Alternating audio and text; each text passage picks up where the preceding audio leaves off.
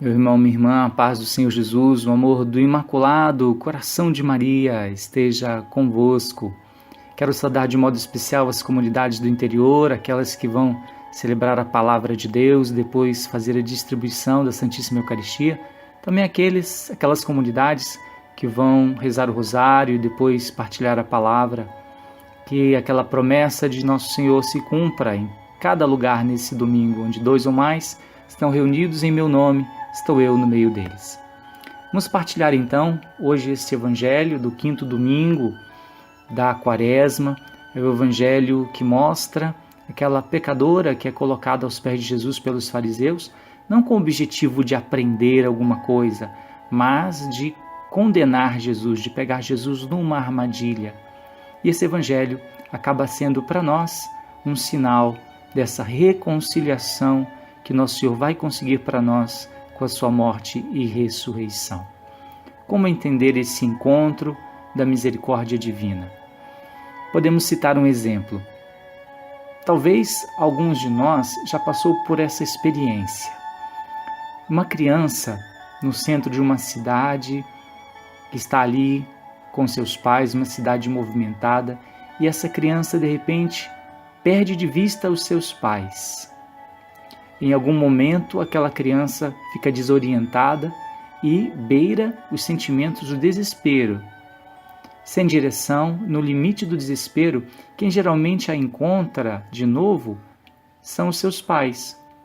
Normalmente a criança, logo em seguida do encontro, prorrompe em largo choro, não de angústia, mas de alívio, estreitando com força as mãos de seus pais.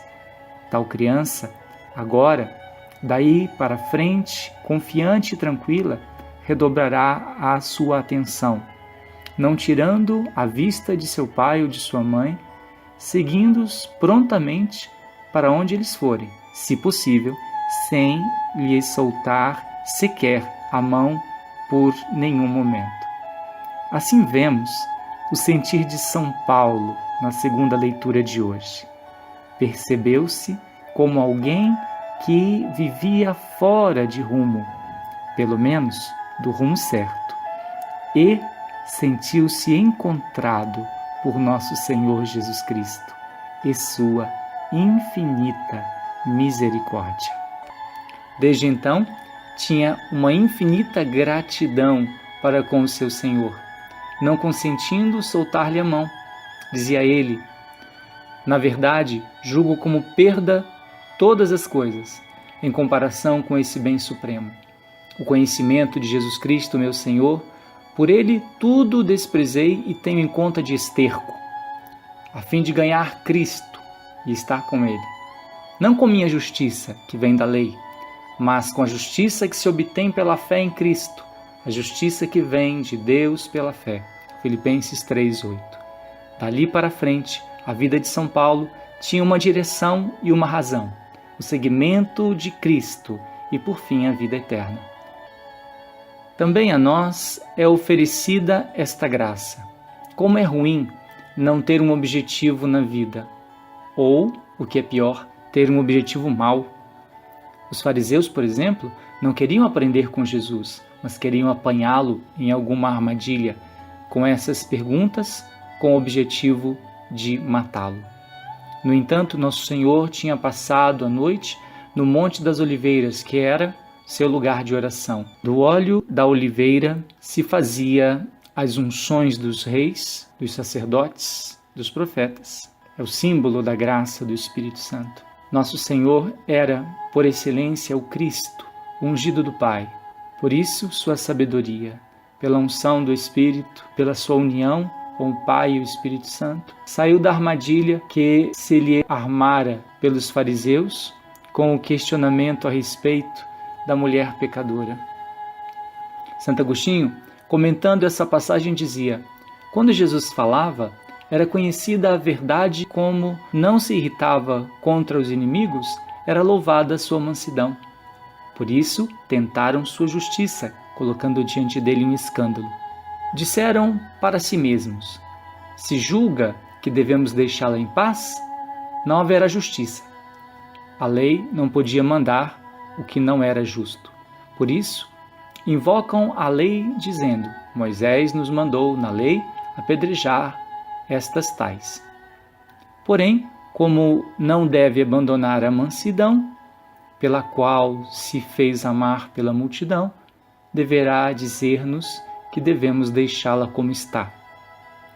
Por isso, exigem sua posição ao dizer: E tu, o que dizes?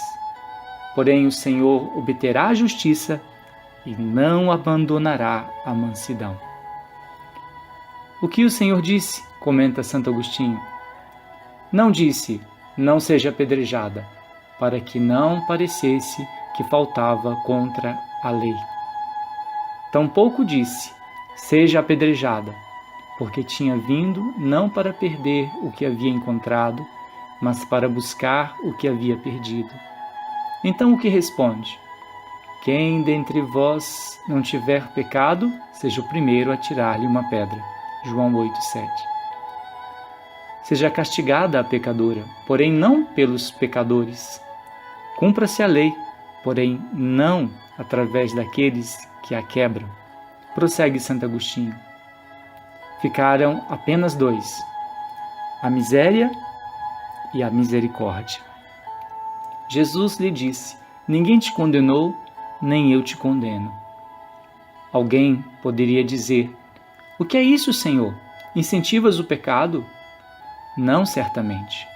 Veja o que segue. Podes ir, e de agora em diante não peques mais. João 8:11. Assim, o Senhor condenou, sim, o pecado, mas não o homem. Porque se tivesse sido fomentador do pecado, diria: vá, viva como queres, esteja segura, que eu te livrarei. Eu te livrarei do castigo do inferno, ainda que peques muito. Porém, não disse isso. Fingem os que querem em Jesus somente a mansidão, pois não querem abandonar os seus maus caminhos.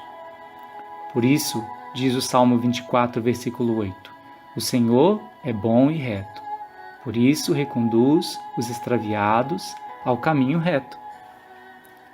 Após receber os sacramentos da Divina Misericórdia nesta Quaresma e Páscoa, sejamos como esta criança, que após passar pela experiência de encontrar-se perdida no meio da multidão e é encontrada novamente por seus pais, exulta de alegria e redobra a atenção para não se perder mais.